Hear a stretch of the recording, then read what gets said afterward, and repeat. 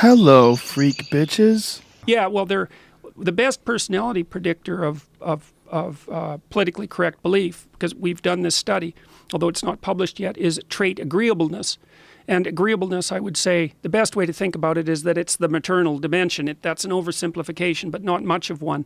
And so anybody that, and the maternal viewpoint is something like anybody who's part of my in-group is an infant in trouble, and anyone who's outside of it is a predatory snake. Right. It's something like that. And so you're seeing that manifest itself in a political doctrine. Well, you're clearly seeing that today with what's going on with these, like say the Berkeley Milo rally, where people who are on the left, who you would think of as being pro-woman, anti-violence, are more than capable of committing violence against women who support Trump, because then they categorize them as Nazis, and we're supposed to punch Nazis. And I mean, there's been a bunch of instances where you've seen video footage of people getting pepper sprayed and hit with sticks because they were wearing the wrong, they're wearing it wasn't even a Make America Great Again hat. It was actually a Make Bitcoin Great Again hat. There's a very famous video of a girl getting pepper sprayed. Yeah, I think I've seen that one. It's fucking crazy. Yeah. And by the left. And by people who are supposed to be, quote unquote progressive, and people who are supposed to be pro women's rights, anti-violence against women, anti-domestic violence, but yet they have no problem doing it to this other person, because this person becomes the other, because they're on the other side. Yeah, well, I was talking about this line between good and evil, you know, that runs down people's hearts. It's a terrible fault line, and it can be shocking to see that it's the case. And so it's much more convenient for people to divide the world into the righteous and the damned, let's say, and then to persecute the damned. Right. Well, it's convenient too, because whatever resentment and hatred and bitterness you have in your heart, and you have plenty of that, generally speaking, if you're a social justice type, because you regard yourself as oppressed, and then that's a great starting point for resentment and hatred, right? To be a victim. We know that one of the precursors to genocide, and I'm not saying at all that we're near that state, I'm not saying that, but one of the precursors to genocide in a genocidal state, or in a pre-genocidal state, is the acceptance of victim status by the eventual perpetrators. Because the idea is, well, like, we're innocent, we're being persecuted, and those people are going to get us, so eventually that becomes, well, we'll get them first. And it gives you, so you have a target for all your resentment and your hatred, and it's a justifiable moral target. And so all the part of yourself that you don't recognize as contributing to whatever problem you think, now pollutes the world, you can ignore all that. You're on the side of the good. There's no moral effort required. And then you have someone to conveniently hate and hit and hurt. And all the while, you can look at yourself in the mirror and say, I'm on the side of the good. I'm just punching Nazis. Right. Right. Well, is there or hitting them with bike locks, while you dart out behind a woman who's conveniently standing in front of you. Is there an evolutionary origin for what we were talking about in regards to a soldier being able to commit these horrible atrocities in the name of war, to these people that are able to look at someone who has a differing ideology as the other and attack them as almost like a subhuman? Is there some sort of an evolutionary origin for this disassociative sort of thinking and behavior that some people seem to? I mean, it seems like a very common thing throughout history. Sure, anything that isn't part of your dominance hierarchy is a snake. It's that. And it actually makes sense from an evolutionary perspective. I mean, first of all, we are tribal primates, right? And our optimal group size seems to be something like 250. We can keep track of about that many social relationships, and that's also Dunbar's number. That's right, exactly. Yeah. And that's correlated with brain size, right? Yeah. So, all right, and so you might say, well, why that size? And then you might say, well, a hierarchy has to be optimized for two functions. And one is, well, you want to be able to climb the damn thing. So if it's really, really big, the probability that you're going to climb it is really low. And if it's too small, well, who cares if you climb it? Oh, so you want it, you want it somewhere that's big enough to climb and powerful enough to make the climb worthwhile. And so there's some optimization there. Now, so you might think of everything within that hierarchy as explored territory. And the reason for that is that Explored territory is where, when you do something, you get what you want. So think about the conditions under which the limits of your knowledge manifest themselves. I mean, there's all sorts of things you don't know, a trillion things, but you're not sitting there like torturing yourself to death because there's a trillion things you don't know. But then if you go out in the world and you act something out and the outcome isn't what you desired, then that registers an error. So let's say you're at a party and you tell a joke and no one laughs. Well, the party, think about what happens to the space around the party. When you tell the joke, the second before you tell the joke, you're in one place. And the second after you tell the joke, when there's an awkward silence and everybody is looking embarrassed, you are no longer in the same place. You've stepped outside the protective embrace of that particular hierarchy, and you've made yourself an alien. And the thing that people use to process the alien is the snake detector, the serpent detector, the dragon detector. And it's always been that way because anything that's outside the hierarchy is a threat. Any stranger, any strange idea, any animal manifestation, any noise, any spirit, it's a threat to the integrity of the dominance hierarchy, and in many, many ways. So, for example, it's deeply rooted, because that was your question, what's the evolutionary basis? There was a great paper published in a journal called PLOS 1, P-L-O-S 1, about 5 or 6 years ago, looking at something absolutely terrifying in my estimation, which was there's this idea that part of what motivates the authoritarian end of political conservatism, so let's say the right-wing fascist end, is associated not with fear but with disgust. Disgust is an entirely different emotion. And so these researchers did this fascinating study where they went to a number of different countries and also looked at states within the same country, looking at the relationship between the prevalence of infectious disease and authoritarian attitudes at the individual level. The higher the infectious disease rate, the more authoritarian the political views. And the correlation was really high. It wasn't like 0.1. It was 0.7. It's one of the highest correlations between two phenomena I've ever seen in the social sciences. And you might say, well, why? Well, here's one reason. I said that the strange idea and the stranger and the pathogen, let's say, are all the same thing. Well, it's all because they're external threats to the structure of the dominance hierarchy. You know, when the Spaniards came to the New World, 95% of the natives died. They died from smallpox, they died from measles, they died from mumps, they died from chicken pox. Because you don't know what the hell is coming at you when you let something new inside the dominance hierarchy. Whether it's an idea or a disease, you know, words are a virus. I think that was that heroin addict author? Burroughs? Burroughs, yeah, that was his phrase. Laurie Anderson made a nice video about that. Words are a virus. And so we respond to them with the same circuitry that we use to detect pathogens.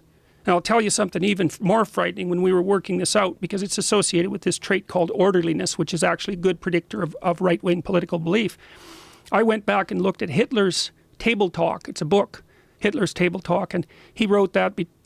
It was derived from notes that were taken by his secretaries between 1939 and 1942 when he was eating dinner and spontaneously expounding on the structure of reality.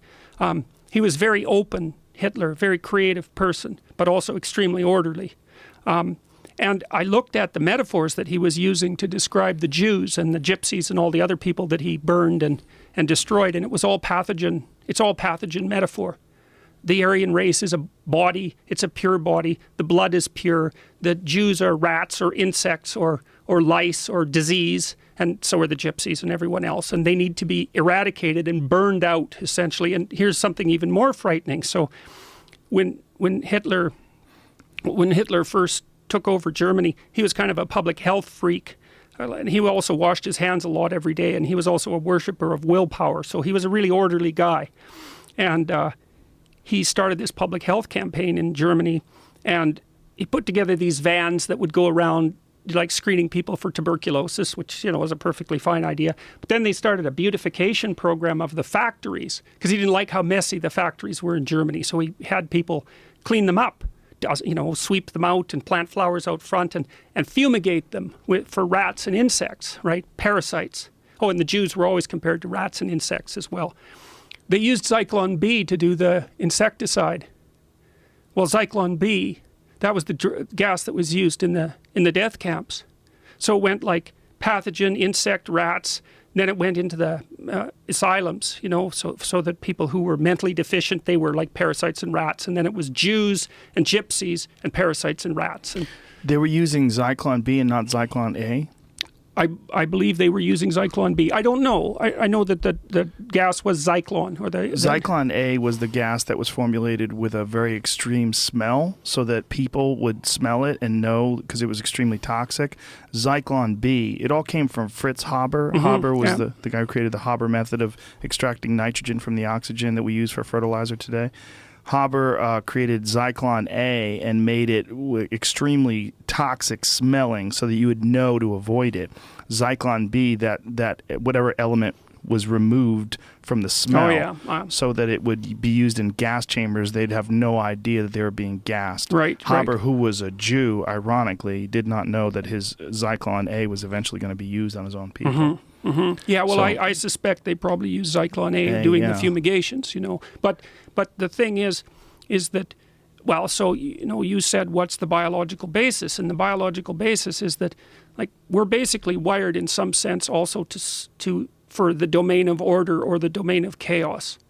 That's another way of thinking about it. The domain of order, once again, is where you are when what you're doing is working.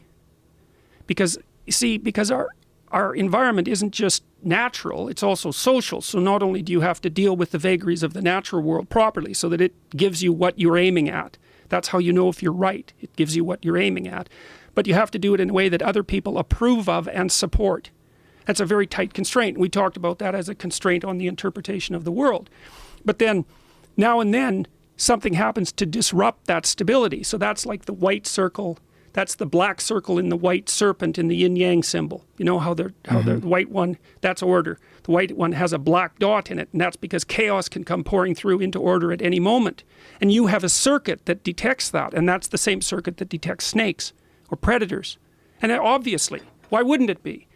An intruding force has to be responded to right now. Right, so there's a need for a demand, an instantaneous response. Instantaneous, and almost like you were saying of those kids, like almost an unhuman or a disassociative sort of the ability to act almost as if like something other than a person without reason or logic. That's dehumanization, right? And the thing is another thing that's so funny is that we think that the natural response to looking at a human being is humanization. And that isn't right. Like, the default person, in some sense, isn't human. The default member of your tribe is human. I mean, most tribes around the world, the name for their tribe is the people, implying that they're the people and all those other things out there are barbarians, right? They're forces of chaos. They're the stranger.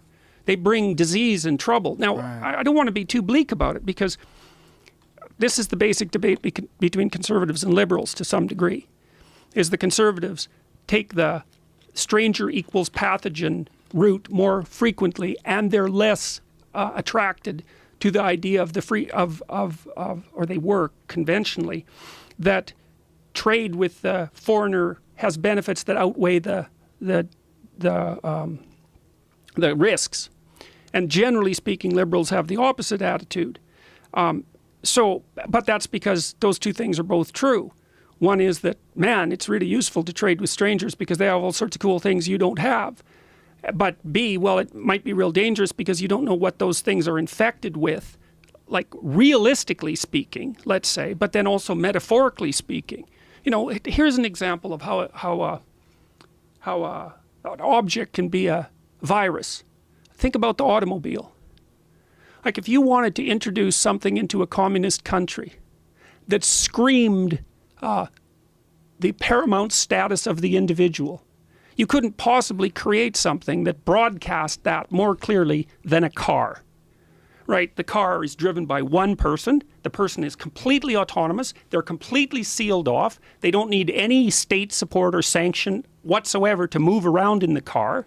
It's like if you wanted to rescue the communists from their collective pathology, the best thing to do would be to parachute in automobiles, because the automobile just screams individual autonomy. And so when you get an artifact from a foreigner, You don't know what that's contaminated with. Let's put it that way. And so we have a circuit for dealing with that, and it's the thing that associates the foreigner with the force that eats the sun when it sets at night. That's the most archaic way of thinking about it. But it's the snake or the predator. So, and what do you do with a snake or a predator? Man, you burn it, you kill it, you crush it. It's like there's a destructive force that comes along with it, with that, that's absolutely, well, it's morally righteous. Because, yeah, you know, if it's a poisonous snake and it's threatening the village, obviously you kill it. And then you're celebrated for it. So in a sense, the same dehumanizing force that allows people to act that way in war also allows people to disassociate between anyone who doesn't agree with their ideology in a school setting, in a university, like what happened at McMaster's. Yeah, that's why I don't like that's why I don't like ideologies. Yeah. Because the ideology divides the world into those safely ensconced within our dominance hierarchy and serpents. And so that's dangerous. And the reason that this doctrine that I described about the line between good and evil running down the individual's heart, I mean, I got that particular line mostly from Alexander Solzhenitsyn, but it's also it's an idea that's been developed intensively in the West for thousands and thousands of years. And I mean, maybe it's been developed since far before we invented the stories in Genesis, because of course the serpent, see in Genesis, of course, Genesis is like a paradise, right? So you can think about it as a well-functioning hierarchy. It's also a balance between chaos and order. It's got walls and it's a garden.